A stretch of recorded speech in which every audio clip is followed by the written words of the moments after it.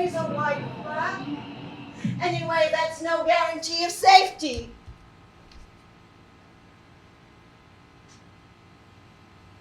Ow.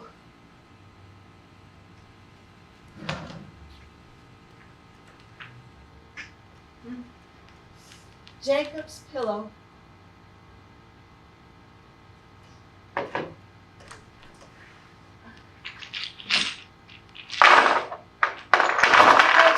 Petrified amazement.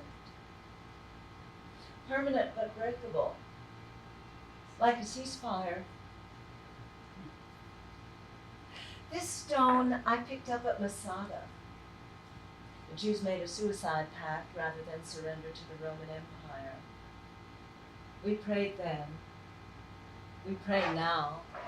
We'll pray a millennium from now.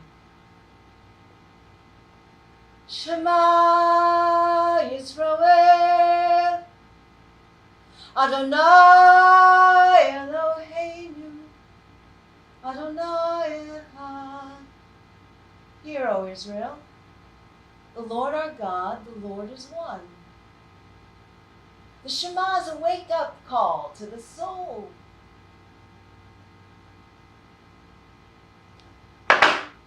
On day 738 of the war, day 1 is October 7th, but the seeds were planted long ago.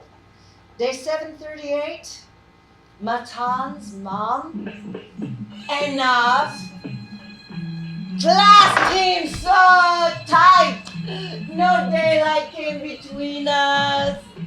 Bar's dad stood up from his wheelchair. Bar's mom said the Shema and blessed the moment. Shehegianu v'kiyamanu v'higianu lazman hazeh anachnu echad. United in joy.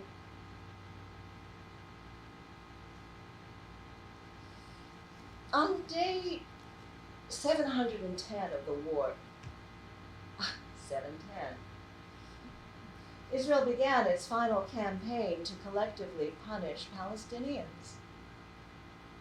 Scratch that, to tear Hamas up by the roots. A young, pregnant Gazan testified.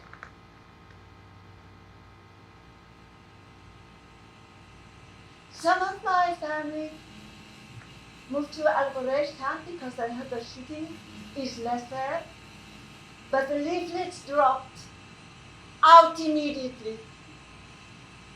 My sister in Gaza City said the Israeli army caught her mobile and ordered her out of her building. We can't leave now, we booked a car for tomorrow. You booked a car, we will bomb the area. You bomb my building, you know where I am. I know where you are, but I don't know if we'll bomb your building because we will bomb everywhere. So you're still gonna kill us? Anyway, we will destroy everywhere in the area. Bye-bye.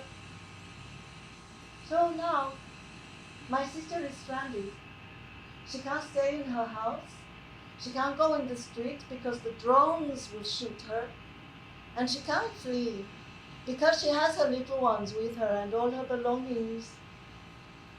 I know what happened to that little girl in that car.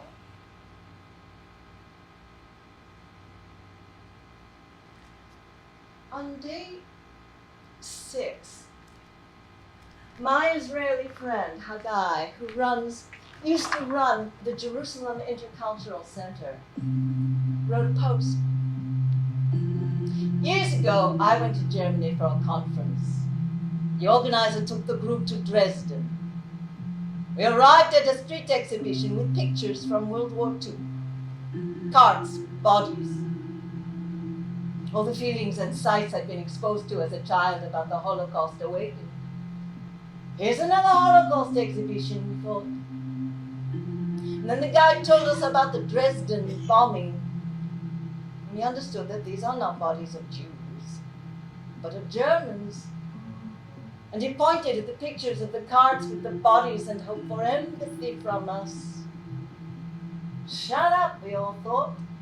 Carts with corpses is what we grew up on when your people massacred us. We are not able to shed a tear in front of dead Germans. It took me 30 years to feel ashamed I hadn't been empathetic to him at that moment. Before Black Shabbat, I'd go walking in the hills of Jerusalem. I found myself photographing the remains of Kirbat Luz, Kirbat Al-Mur, Akr, Kirbat Kifarzum, Betul, and other small Arab villages that were, shots were fired by the Jews. The Arabs left in 1948. We did not let them return to their homes. These villages disappeared. I've always wondered why it wasn't possible, after we'd won, to let them return. But we didn't do it. On October 7th, the best of the best they murdered. In their homes, they had maps. So how can we let them back to work here? How do we know which ones walked through the torn fence to kill the cows and to set grenades on the gate? Suddenly, it seems clear why their grandparents were not allowed to return to their homes, even families that hadn't done us wrong. But then I asked myself if maybe they should have been allowed to return then, because it was their home, and they were innocent, and we should have tried to deal differently with the risks that result. But then I remember those who walked through the gate who wanted their cousins to join in the slaughter and finally finish us off. After October 7th, something in me sealed for their children and their suffering, as if to confirm we have a finite measure of empathy and need to think about how to divide it. And if I do not seal, I am weak in front of our enemies who are coming to slaughter us. And I have even a little connection to revenge. It's clear this is what happens on the other side. Their joy to kill even the peacemakers. I search for what this tastes like. We can't go back to October 6th. And I don't want my grandchildren to grow up to be Sparta. I want them to be better than me and not fantasize about revenge on innocent people.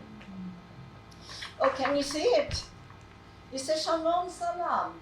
Sandra gave it to me. It's nice, but it's a dream.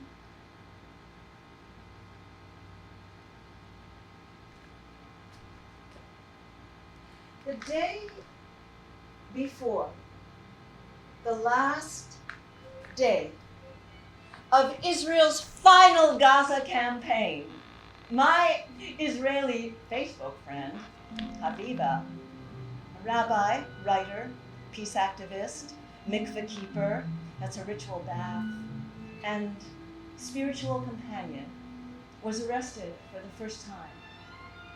She would recite all the names of the hostages every week, and with others, she would hold up photographs of children killed in Gaza. This was controversial until more people joined in. She wears this shirt from Standing Together.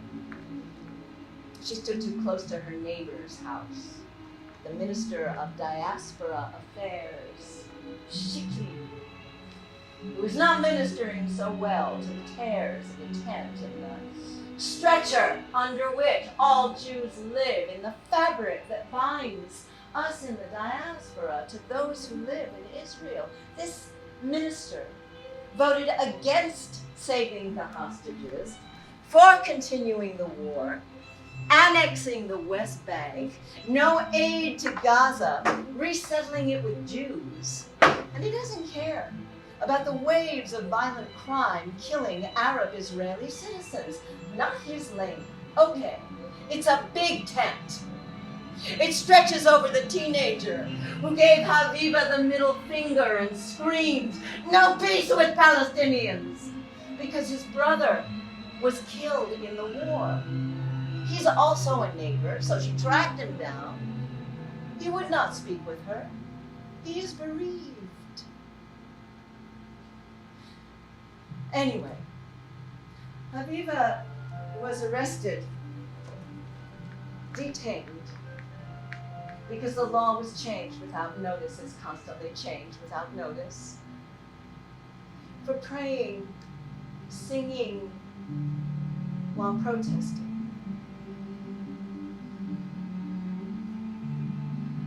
My family moved out of New York City 28 years ago to a place where there weren't as many Jews.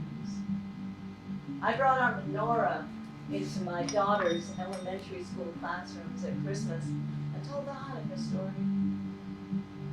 A few days before October 7th, I noticed a woman with a Jewish last name had introduced herself as new to the neighborhood on a popular app.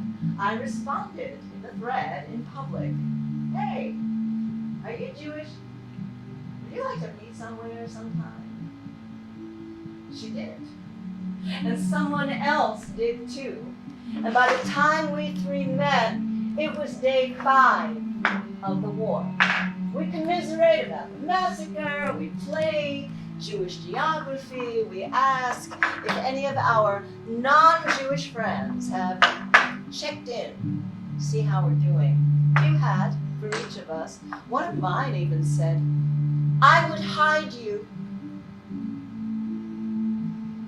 Thank you. One of us, a woman with deep roots in Israel, vehemently denies it can be called an apartheid state. I know about the Arab doctors, but Jews in Israel have more rights than non-Jews. There's no constitution.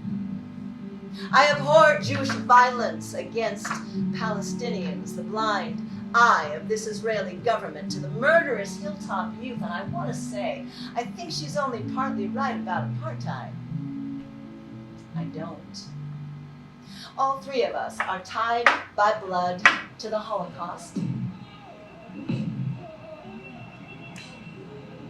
The 2018-2019 Palestinian Great March of Return was mostly peaceful, but Israel thought it was violent, so they shot the protesters.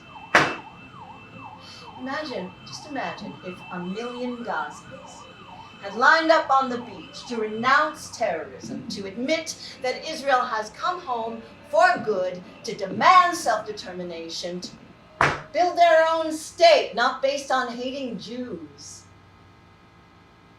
Scratch that. Imagine if 1 million Israeli Jews and 1 million Palestinians met on the borderline, man to man, woman to woman, child to child, as humans. We jumped from a burning building, landed on you, and broke your necks. Sorry. Sorry? Did you have to keep breaking us? What is it in you I remind you of that is so terrible you want to wipe me off the face of this earth? You have an arrow in your heart. Pull it out. Okay, I'm going to show you. What, are you nuts?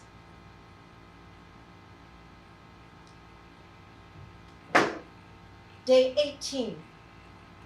Around the world, empty Shabbat tables are set for the hostages. One man, a father, whose entire family was kidnapped, takes a sign and a plastic chair and sits outside military headquarters in Tel Aviv. By the next day, thousands have joined him.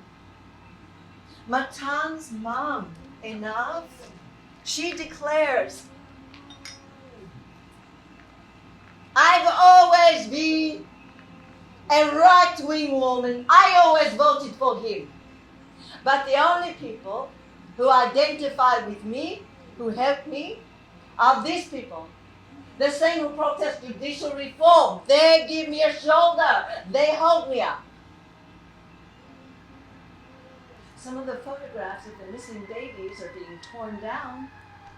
Who does that?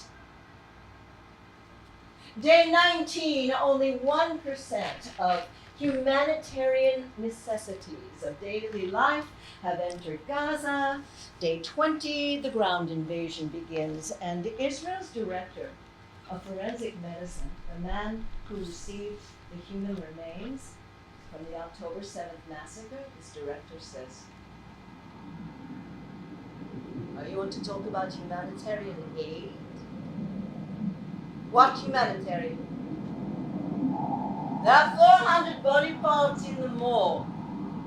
They are no longer whole bodies. 400 human parts we cannot identify. Their families will not be able to give them a dignified burial. Whole families that were burned alive, and therefore there's no one to produce DNA from to identify these bodies." What kind of humanism are you talking about?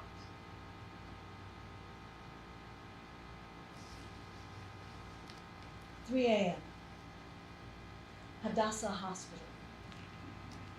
The nursing room. A story from years before October 7th. A Jewish Israeli mother is holding my baby girl as she struggles to latch on. The other mother in the room, Palestinian woman from East Jerusalem. She wears a purple hijab, her bloodshot eyes rimmed somehow, perfectly applied kohl. She's holding her, wailing, you think we're all sobbing. "I never had this trouble with the older ones. These ones are fighter. All babies are different. Here, maybe. Lift her on a pillow. Express a little on her lip. Let her smell it. Let her taste it. Shall I express the rest of the milk on the other side? I can save it in a syringe. You keep nursing. I'll do it for you. Is that okay?" "Oh, don't worry. It's a hospital."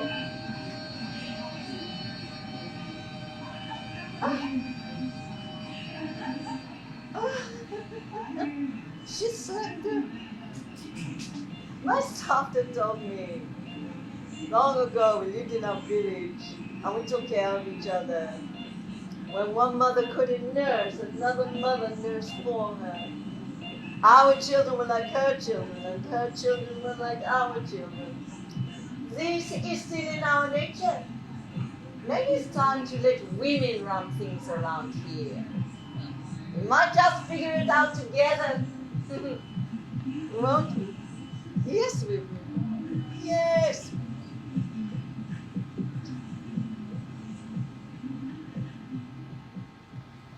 On Sunday, October 8th, the day after Black Shabbat, I joined the worldwide weekly webinar hosted by Palestinian-American Faisal Saleh, the founder and director of Palestine Museum US, which is dedicated to telling the story and sharing the culture and history of the Palestinian people through art.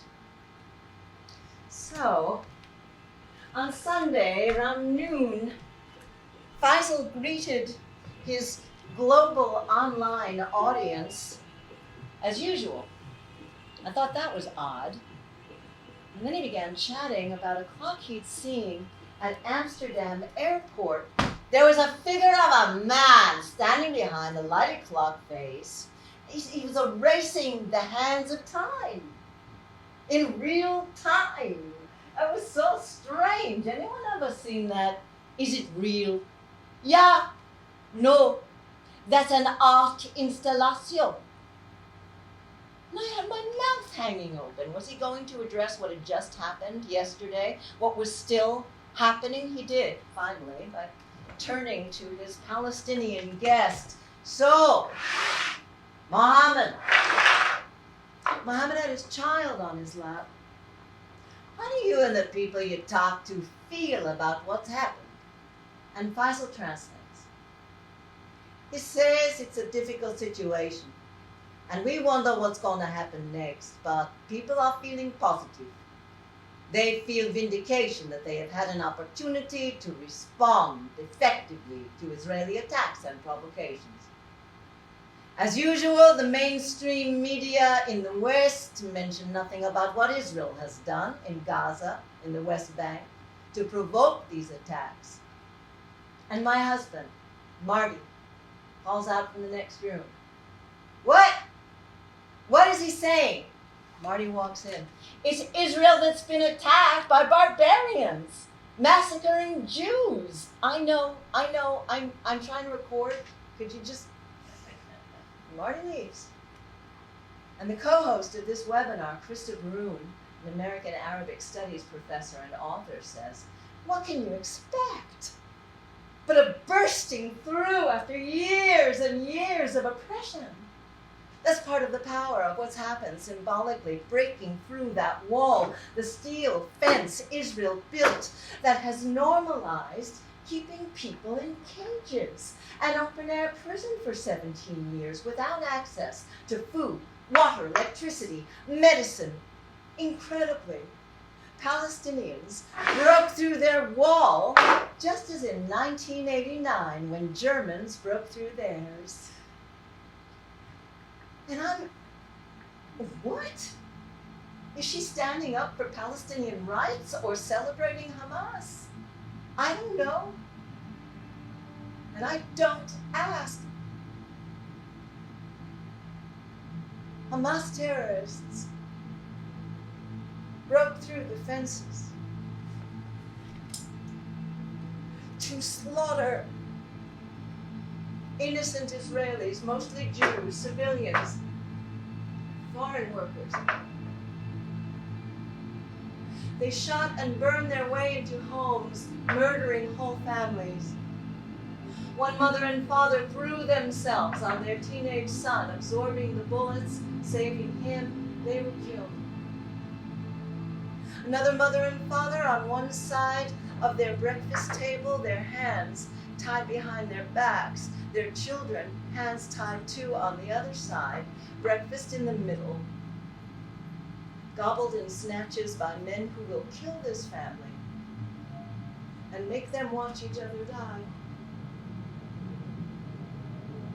The grandfather deliberately sitting alone in his kitchen waiting for bullets, which came, but the murderers thought he was all there was, so they left, sparing lives of the children and grandchildren, hiding in the safe room. 413 people at a music festival gunned down while running away. A young woman, the seat of her sweatpants bloodied, forced into the back of a truck. The 85-year-old Holocaust survivor, Yafa Adar, sitting in the passenger seat of a golf cart, her head held high. Behind her, a masked man with a machine gun. A little boy pushed into the center of a circle of taunting Palestinian children, all taken hostage. Their fates unknown at the time I write this. Day 12. On day 30, my dates are a jumble, like my stones. I hear the head of Hamas announce that these kinds of actions will happen again and again and again. They are actions that remind me of the line from the play, Golda's Balcony. When Golda Meir hears what the head of the Arab League predicts for 1948. This will be a war of extermination, a momentous massacre, like the Mongol massacres. Quote that line 8 days after October 7th to a New York synagogue audience 50 years exactly after the Yom Kippur War, October 1973. When Golda's Balcony overlooked Israel's nuclear war room buried in the Negev desert, Golda grips the railing. Do I give the order that must save Israel but could destroy the world? After my performance, a member of the audience shows me a handkerchief she always carries in her purse, made of potato sack, given to her by her mother who had it from her great aunt, who had fought with Menachem Begin against Arabs in 1948's Jewish mother asked me, how do I talk to my son? He's blocked me. His last text said, don't send me any more posts about dead Israelis. My friends are Palestinians. What do you expect after so many years of persecution and dehumanization? There was a rope around their necks tightening. Hamas cut it. And day 2, my rabbi says, it is not for you. Not now. To emerge from a place of horror, anger, and sadness to a place of impartiality or compassion for the other. My family was grievously hurt and is in mortal danger, and it is their rescue and salvation alone at this time that stirs my heart.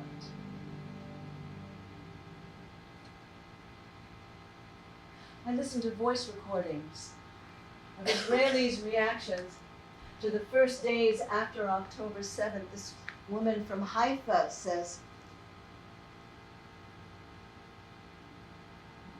my 17-year-old doesn't care how many children are killed. He says they're all animals and we should just level Gaza. And it scares me for myself and for my kids.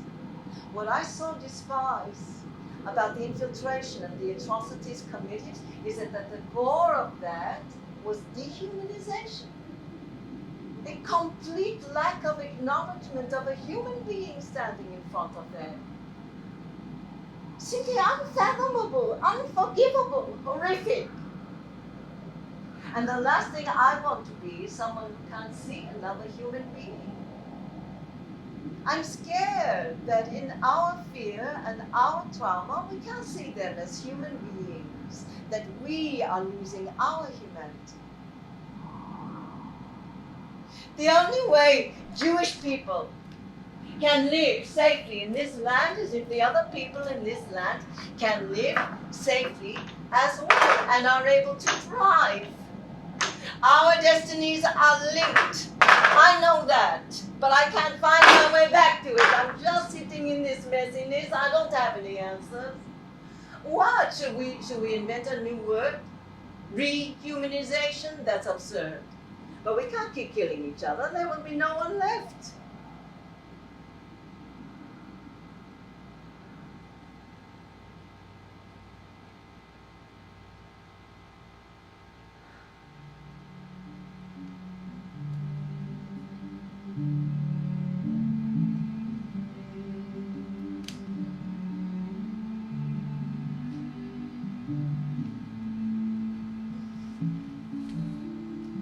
Okay, who's this supposed to be?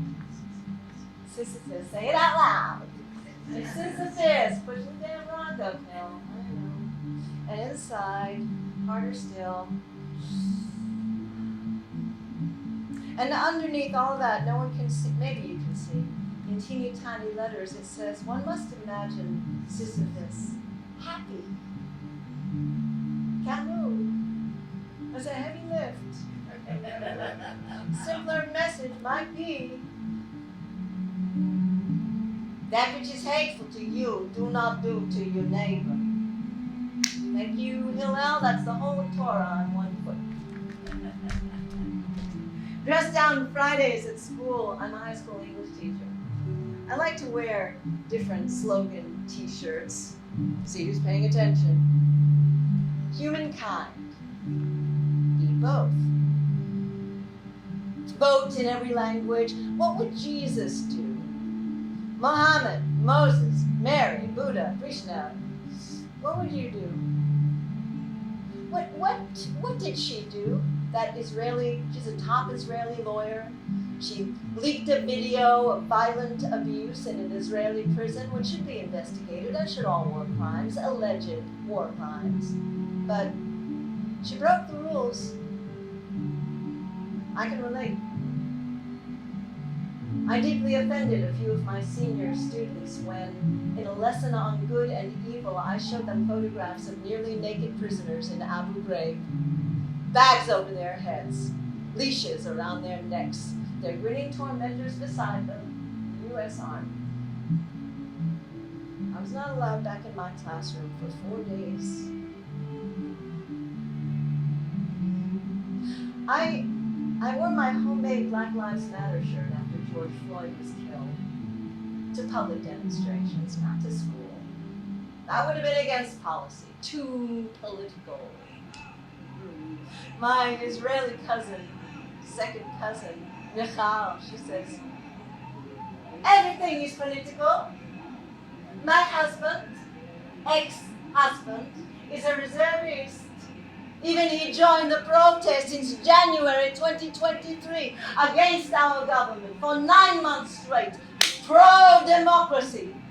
Every week, hundreds of thousands of us. Some pilots refused to fly over Gaza, committing the atrocities they were ordered to commit. Even some infantry refused to fire on a Palestinian village. They said, no, we won't do it. You're turning our democracy into a dark, religious theocracy, downgrading human rights, especially women's rights, and we won't let you. We'll turn these protests into Israel's second war of independence. But we turned on a dime. Mandatory military service, so most of us have the muscle memory of being a soldier, which clicked in at 6:30 a.m. on October 7th. Imagine 20 million Americans who knew someone, or knew someone who knew someone on 9/11. That was us. I tried to imagine. Would I have run for my life across that killing field at Nova, or would I have knelt in the trees, waiting for my death, cowed by terror? A throwback to my childhood Nazi nightmare. Chase me into the house, I hide in a closet, they kick down the front door, I wake up. So I have my stones for ballast, for grounding, and I have, to clear my mind, join me in a calming breath.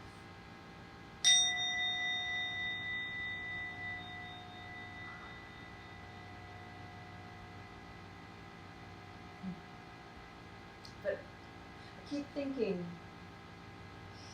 because I was teaching on day 15 about the legendary Native American Digana Wida, the peacemaker, the shaman, the prophet, the visionary leader who arrived in a stone boat to declare the Constitution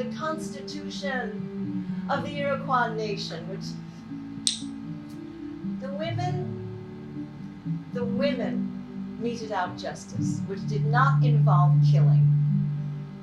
Brilliant idea. Ruined by war and smallpox. Imagine this stone. Imagine Benny Begin, son of Menachem, the terrorist who shared the Nobel Peace Prize with his enemy, Sadat. Imagine Benny. Benny is a politician and a geologist. So he's in Jerusalem. He's at a dig. He picks this stone up out of the rubble 2,600 years after the destruction of the first temple. I can read the ancient Hebrew message on it. I can smell the host. We live among the rocks where King David fought. Now, imagine the Palestinian wife and mother, call her Fatima. She turns to the camera in this documentary film from years before October 7th. She picks this stone up out of the rubble of my home in Hebron after the Jews have destroyed it. We try to shield our children from the violence, but it's impossible. There is no safe space now. My son picks up a stone because it is his rage. My husband was jailed for 7 years for no reason. He was just trying to protect the community, the neighborhood, but they came for him yesterday. You see the bullet holes? What's left of this neighborhood? I pray for Allah's mercy. Bismillah, Rahman, Rahim. I tell Michal about this woman. She says, well, her children were indoctrinated to hate Jews as murderers, occupiers, and thieves. When they are 5, they put on plays about exterminating us like rats. It's not just revenge for them. It's in their religion. They're taught Mein Kampf, and now they're Hamas. So, Michal, you're saying Jewish Israeli kids think all Palestinians are terrorists? No, not just the kids. Ladies, my sister's child is 4. She just wrote her daughter's name on her leg, in case.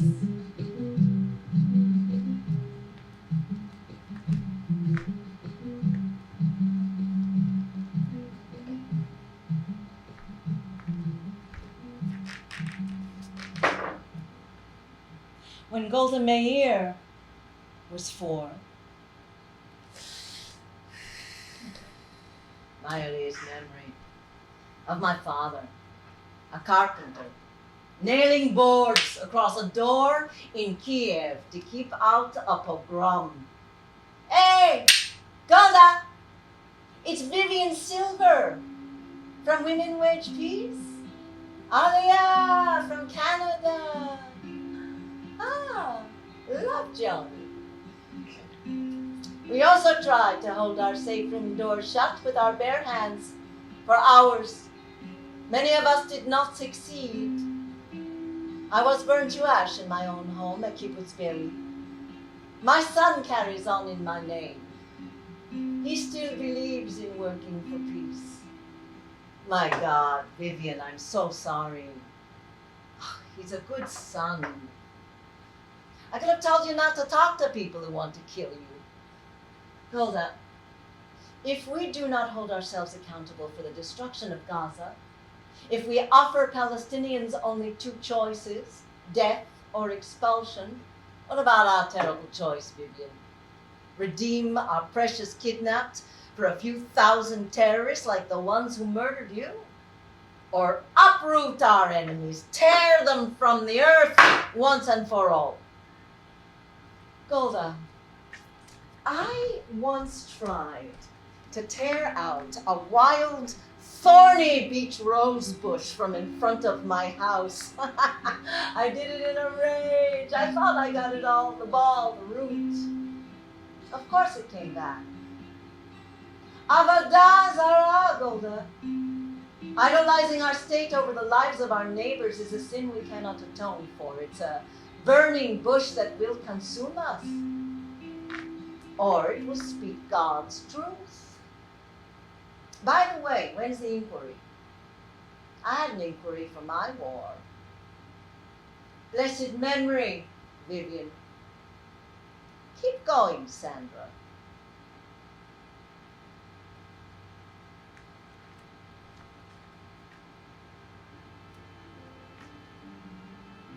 To be a Jew means you care about that 4-year-old Palestinian as much as you care about the 17-year-old Israeli who doesn't.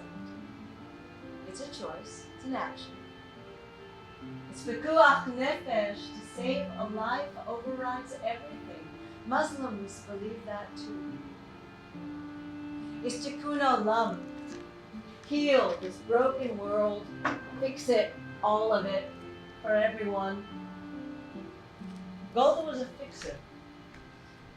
Like Vivian, I wasn't religious. None of us were. No. Tefillin won't save us unless strapped to the arm of a Jewish soldier. In the early days of the state, I insisted on, worked out a plan that everyone should ration food, water, petrol, because the new state was so poor and at war with 5 Arab armies, and everyone should be treated equally. Everyone should be equally miserable. Very Jewish idea.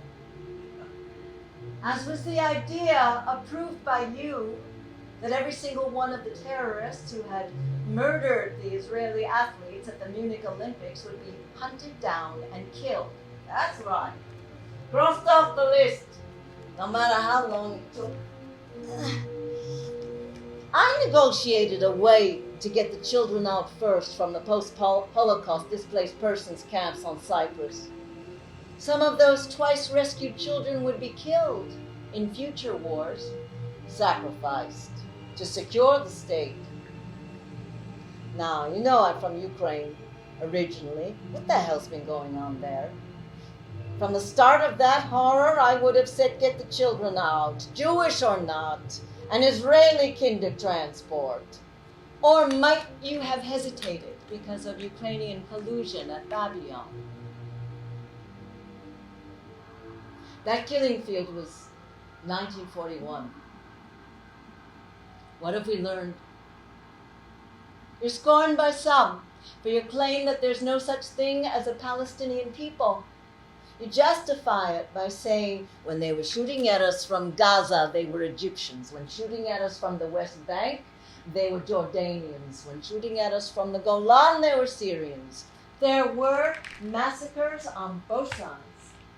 But the story goes, Ben-Gurion made a gesture.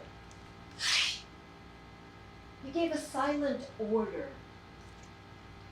Miss Laub, it's 5786 of the Jewish calendar. We've survived persecution, expulsion, destruction, diaspora, intermarriage.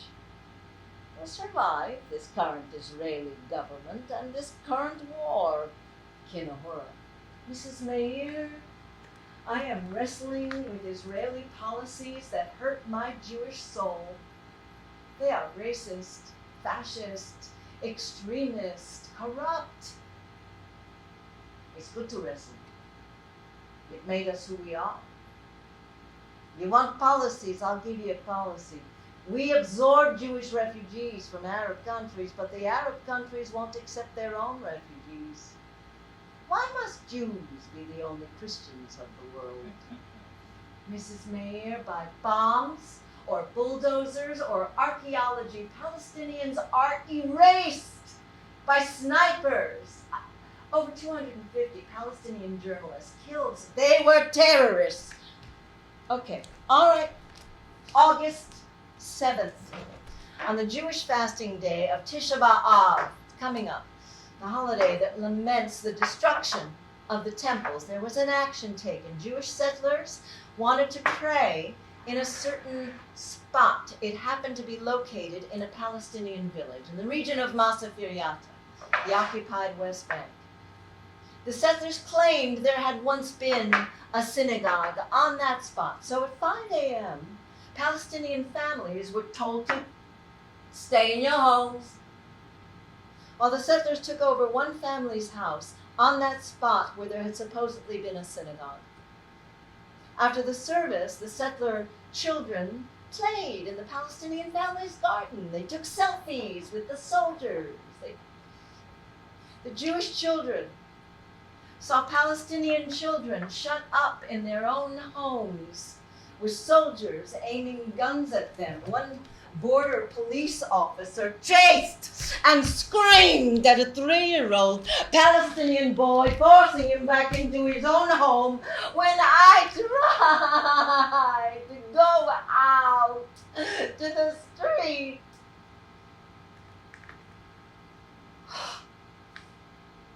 Do you think it's easy for me to do this and then go home to my mother on the weekend and smile?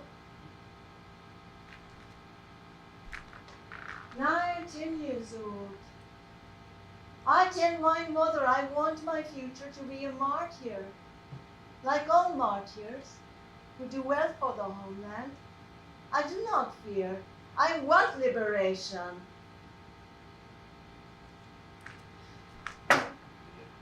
Settler violence, condoned by this government, this Israeli government with its cooperation, is at an all-time high. Like white mob lynching during the Jim Crow era. Golda, is this what you and founding father Ben-Gurion had in mind? Who's turning that child into a human bomb? Us or them? His family must be in the wrong area. Palestinians lay down their weapons, there will be peace. If Israelis lay down their weapons, there will be massacre. Failure is not my story. I had a part in a great success here at the expense in blood of others. That's right, Miss Laub, we paid a price. We are all still paying the price for survival in a world that doesn't care whether we live or die. Look. We thought one small patch of land could be partitioned fairly and we could live in peace. But the Arabs attacked us from day one, so we fought and we won and we grew stronger. And what happens when idealism becomes power? It kills. And if the enemy insists, if they send suicide bombers and machine guns mounted on parachute gliders, we have no choice. To save that world you create, how many worlds are you entitled to destroy? I asked that question on my knees in October 1973. In October 2023, the Prime Minister gave the order to destroy Gaza. You want to be a pious fool, Miss Laub. You want to be a person who has sacrificed your identity for others who mourn the fact they didn't wipe us out of existence. Our Independence Day is their catastrophe. I know what they call it, the Nakba. They still want to wipe us out. They still deny we belong to this land. They belong to the land too.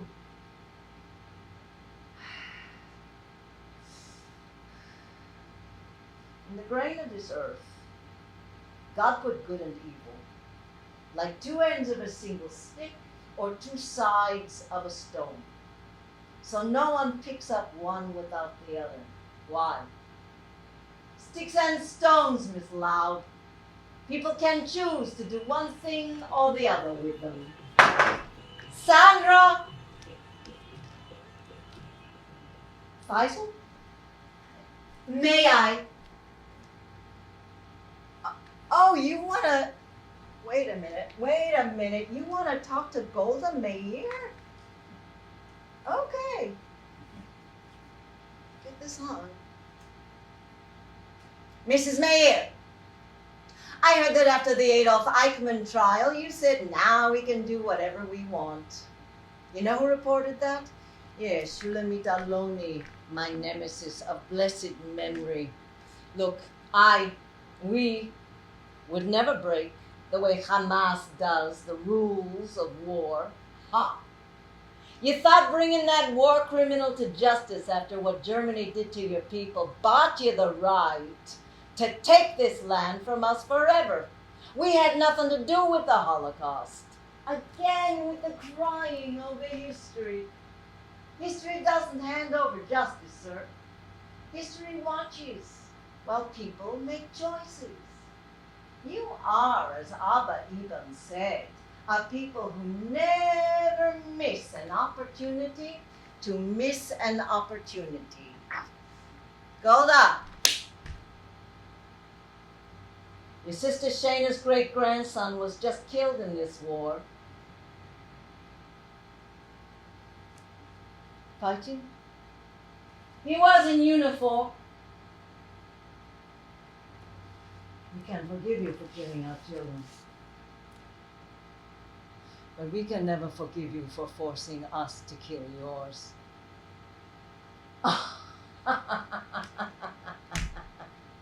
Your famous quotes are infuriating. Forcing? Who is forcing the carpet bombing of Gaza? Oh, I know, Israel doesn't carpet bomb, but come on. Greater Israel is your goal. At least you were honest when you said that after Eichmann. You are a Jewish supremacist state, born of an existential fear of annihilation. Okay, don't pretend to be a democracy. And don't gaslight your Jewish fans in America. You can't be what they want you to be.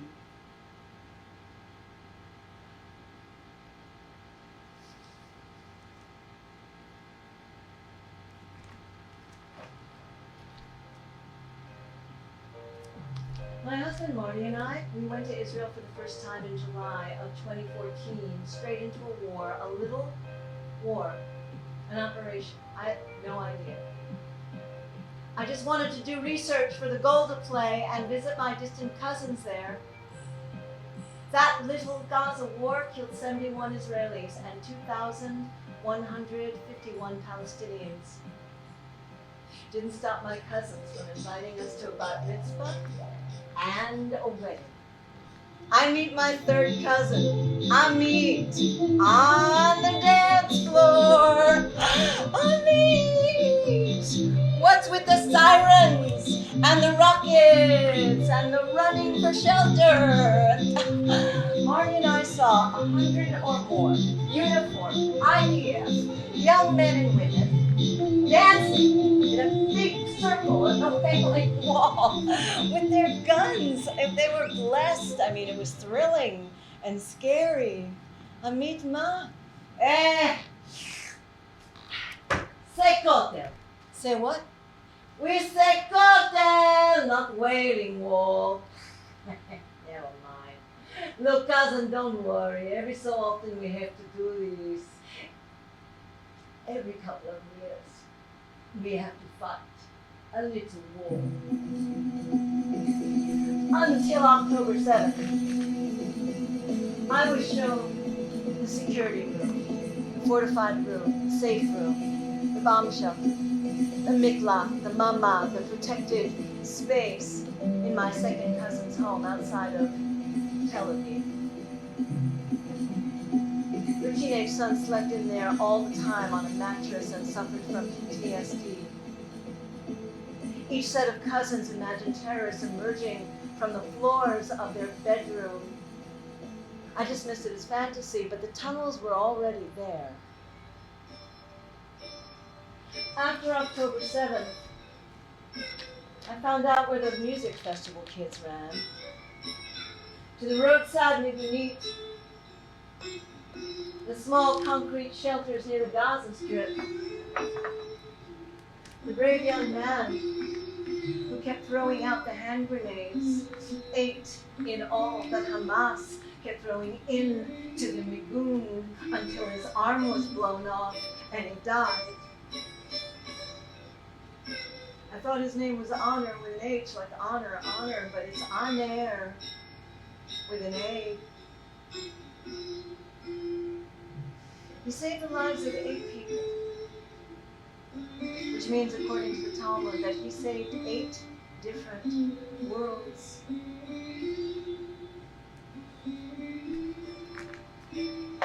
There's a woman in Jericho who would meditate with the Palestinian children in Gaza. She taught them to dance like the Sufi, twirling and twirling like little dervishes to deal with their daily trauma. She said they don't have post-traumatic stress because it never leaves them.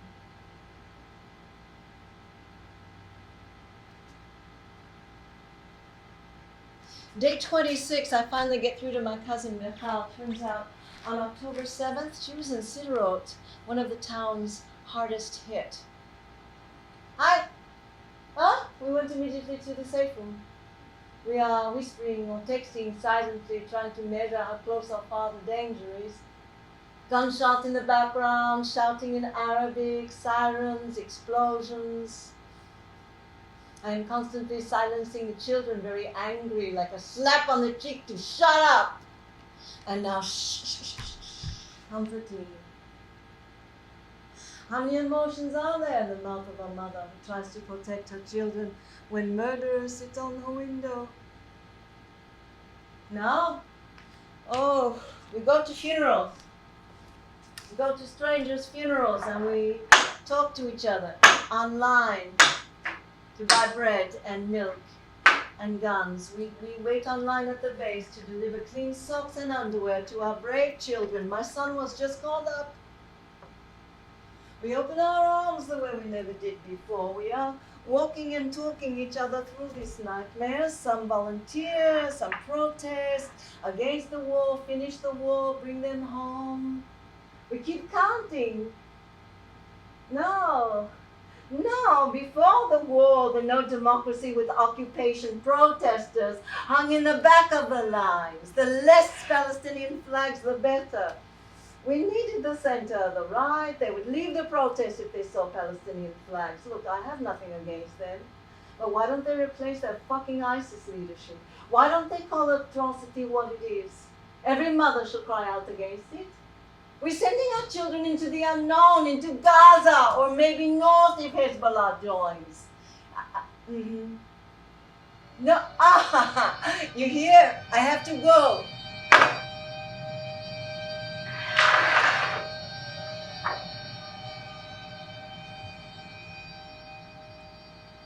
Golda says, peace will come when Arabs learn to love their children more than they hate the Jews. I feel for all the mothers, starting with Hagar, Abraham's concubine, exiled to the desert. Hagar turns her face away from the scene of her son Ishmael's imminent death by starvation and thirst until an angel intervenes. Ishmael is saved. He will become a great nation. Abraham's other son, Isaac, was also saved when his father bound him for sacrifice because God told him to. But it was only a test, and at the very last moment, an angel intervened. Or maybe it was Sarah, his mom. I was always terrified of that story. What if the angel was late? Angels are never late. And the binding was a covenant. Come to find out, Palestinians believe Ishmael was always the favored son. Crazy ancient rivalry. My dear cousin, Dr. Sandra Laub, of blessed memory, was a psychiatrist. He specialized in trauma. He interviewed 135 Holocaust survivors, including his own mother. Most of those survivors said they understood other people's suffering because of what they went through. Dory was once asked, "So, Dr. Trauma, how do you think Isaac felt when his father held that knife to his throat?" And Dory replied, "Well, I think he had his eye on the angel." My question is, where do we look now? To the right, Charlottesville, 2017, Jews will not replace us. The Tree of Life, 2018, 11 dead. January 6th, the t-shirts. Remember the t-shirts? 6MWE, 6 million, wasn't it? To the left, October 2023, New York City, the swastikas. Washington, Boulder, Manchester, Golders Green, Bondi Beach, Ahmed, the Muslim man who tackled the murderer, repairing a painful tear in the collective Jewish soul. I went to Scotland, Edinburgh, with this play, and I did it for Palestine Museum there. You know what they said? Jews are fine. We just hate Zionists. I bet when Jewish Israelis visit their cousins, and they go to like a Nosh festival, a Jewish food festival, and they're like, "Oh, it's so nice. They're not scared to do this. No protests, no terror attack at this Jewish event, no cancellation because the staff feels unsafe." That's so nice. We can exist without being destroyed or the place getting messed up. That's so nice. They didn't have to pay extra for security. Oh, they did?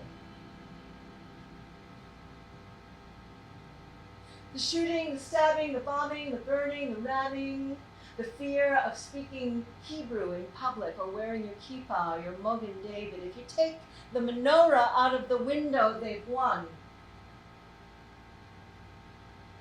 I meet two young women My college campus is so anti-Israel, it is anti-Semitic. My friends on board with me for so many other progressive causes, they literally, they spit on me. They call me a Zion Nazi. They say I condone genocide, which I do not. Israel has not. But Sudan sure has. No protest against that. You're a moderate Muslim. Why don't you call out the hypocrisy of Free Palestine protesters who say nothing when Hamas executes Gazans?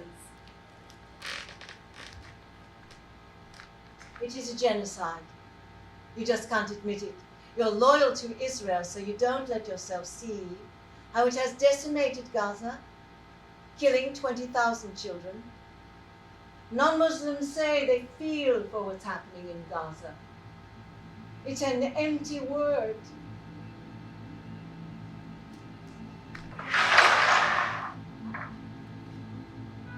Five months before October 7th, during Ramadan, Israeli police stormed the Temple Mount, the Dome of the Rock, sacred place, Al-Aqsa. The police claimed stone throwing, so they struck the people who were praying. It's a shanda. The police claim it was stone throwing, but from where? Under their prayer rugs? Yes! They barricade themselves in the mosque with Molotov cocktails. Okay, this is Raphael. Rafi is the Israeli emissary. Guys, I'm from Ashkelon, okay? My grandma, she was from Yemen. Before Black Shabbat, Hamas would fire the missiles. Ooh! Hit my grandma's house. She's okay, Baruch Hashem. We left them the greenhouses. We gave Gaza to them on a silver plate. My uncle led a division in 2008.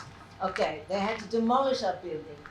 But first, they had to sweep it, clean it, knock on the roof, make sure no Palestinian civilians were still there. You know what they found on the roof when they unlocked it? 5 Palestinian civilians. That's how Hamas treats its people. Rafi, there's no more roof knock policy. There were blockades for years. I mean, there's new checkpoints, more roadblocks. The blockades were to keep out the Belgian assault rifles. War is bad business. Settlers spit on their Palestinian neighbors. They throw garbage on them. They harass and humiliate them. They goad them. They beat them, and then they shoot them. They burn Palestinian olive trees, 1,000-year-old olive trees. They call themselves religious Jews, Rafi. People on the left in the peace movement call them Jewish terrorists. Don't pit us against each other. We do that fine ourselves, Mizrahi, Ashkenazi, religious, non-religious. But we know who we are. Survival is in our DNA. Wars in our DNA. Torah too. It's all, it's a mesh. It's like a family issue. Political solution, okay. But we take their death cult very personally. You're welcome. Sandra, I'm sorry, but your moral disapproval will not earn you immunity. History has proven that. It's a mitzvah. Tohecha, ethical rebuke. Teshuvah, return. Tikkun, heal. Oh, tov, good. Look.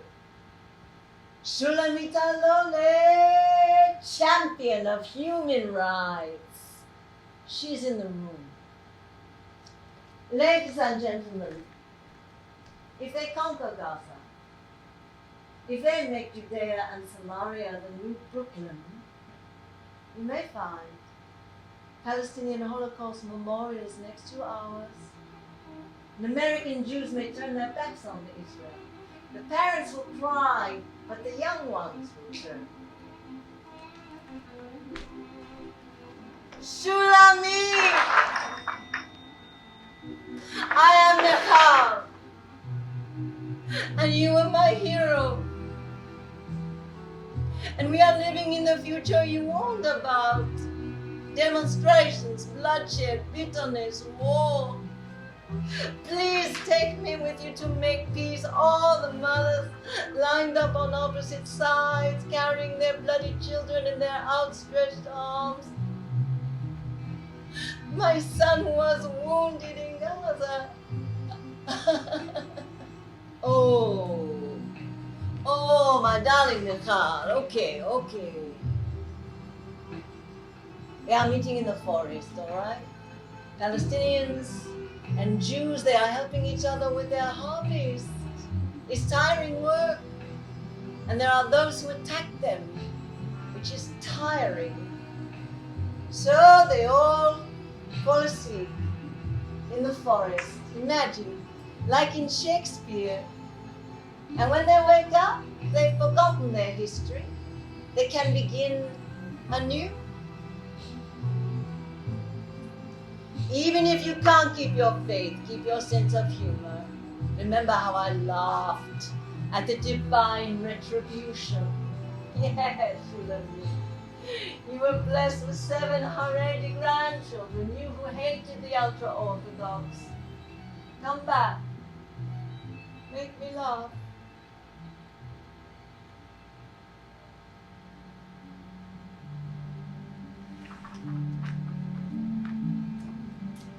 On June 13th, 2025, Marty and I went back to Israel, straight into another little war. Israel struck Iran's nuclear sites, the doomsday clock, the Kakta digital timer Iran set for Israel's demise. So Iran struck back. And for 12 days and nights, twice a night, every night, we sprung up from our bed to hunker down in our hotel safe room. We hear the pop-pop of the Iron Dome intercepting ballistic missiles, thank God. And one night there was a tremendous boom, really close. So I scrolled to calm myself, and I see images of a man in a tent in Gaza, burning alive. The volunteer from Texas leans in. That looks fake. They do that.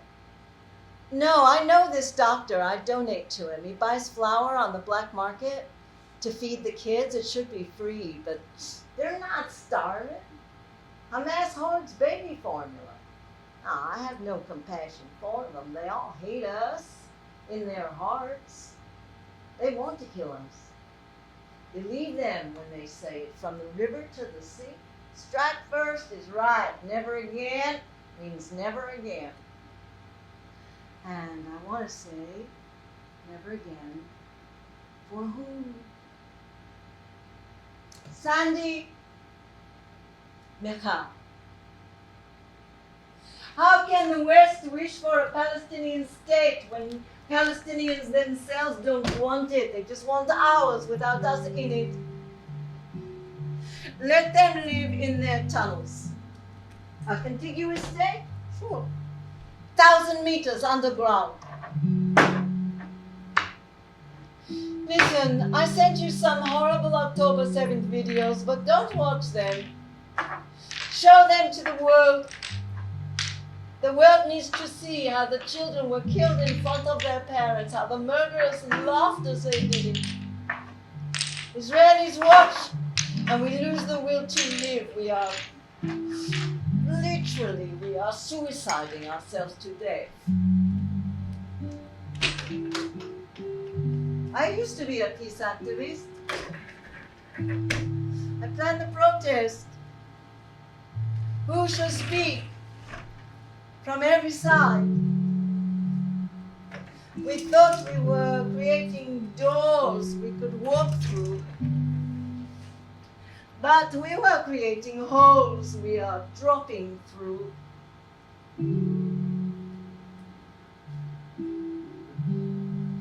Peace should not be such a radical idea. My husband ex-husband told me about his visit to our son in the hospital.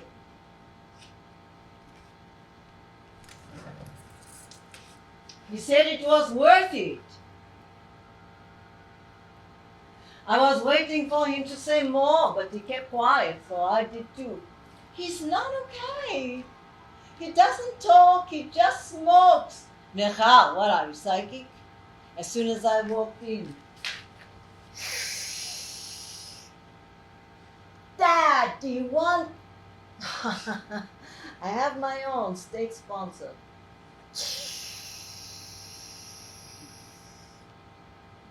If feelings were colors, what color would you feel now? We played football on the Xbox. And even though he didn't ask, I told him about Lebanon too. How we slept a little, shot a lot, and almost never changed socks. A few days into the fighting, Yosef, who is like a brother to me, got it in the face. He died in a second, and everything in his brilliant head came flooding out. The spray is on me. But there was no time to stop, to hurt, surely not to grieve. So I wiped what I could with my sleeve and kept fighting. But every now and then I had to blink because something of it got inside and refused to come out. And that night I splashed water again and again, but what entered didn't leave.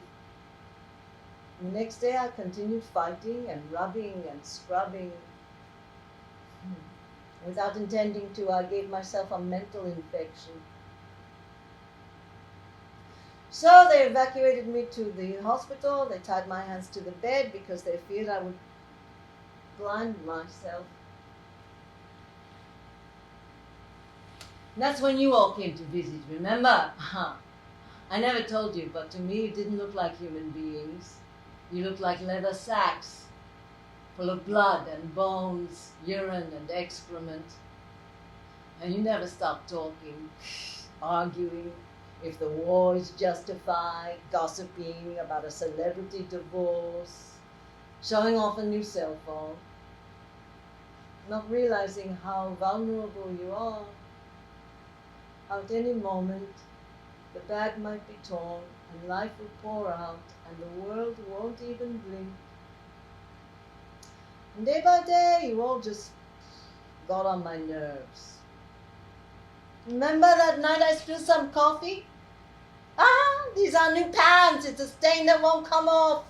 Yeah, you think that's a stain? I saw real stains of blood, of pee, of poop, of you don't want to know when they come out of the holes they're not supposed to. So what are you fucking in your brain over a drop of coffee? And you stopped talking to me, to everyone. You just laid in the bed staring.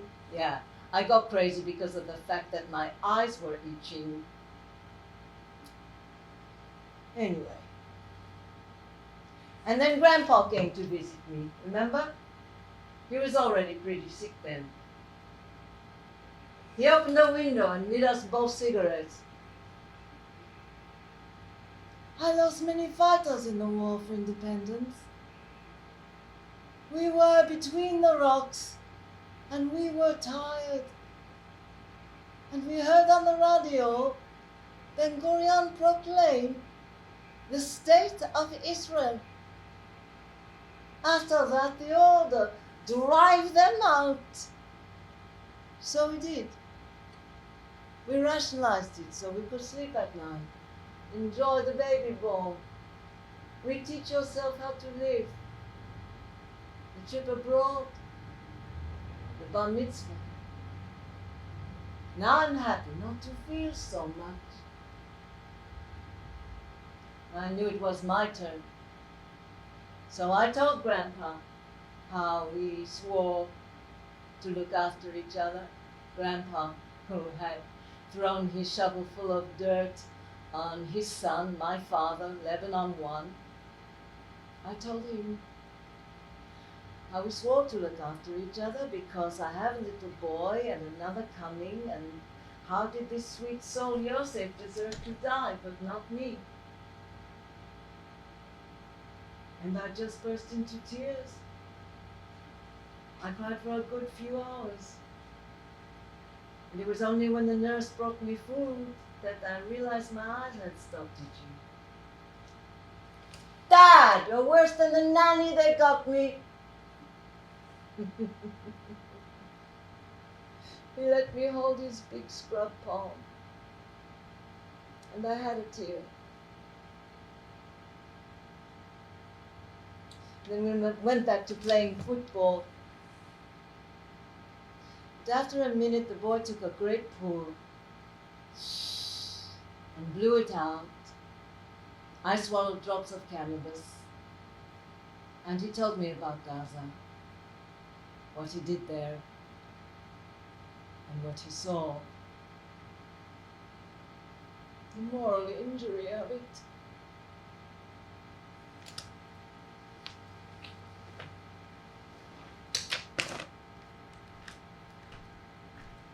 Two peoples, one piece of land. No one's going anywhere unless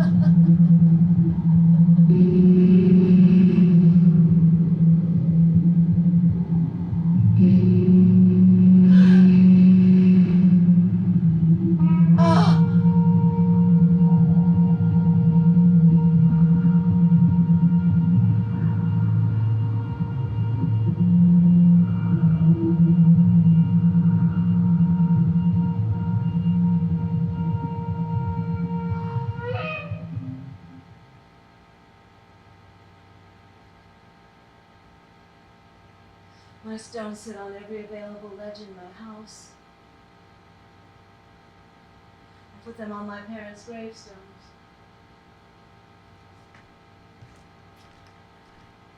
According to Torah, Abraham's two sons, Isaac,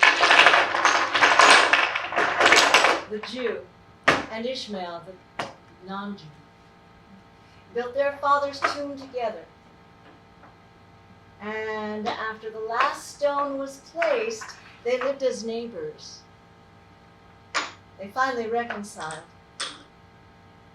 As for the daughters, they grew up to be Mother Courage, and Grandmother Courage, and aunties, and teachers, and neighbors, friends who send our kids to learn together, play together, sing and dance together, grieve together, clean the beach together once a week, consistently. The children bring that good idea back to their parents, and it works. It's been known to work. The arrow is pulled from the heart to make room for tikkuna, rebirth, derech eretz. Everyone belongs to the land. And that makes Sisyphus happy. Imagine, to the beach, to the forest, to the city, to the desert. Yesh li emunah, ladei limanu. I have faith. Shalom, salam. Shalom, salam. Shalom, salam. What does it taste like? Shalom, salam.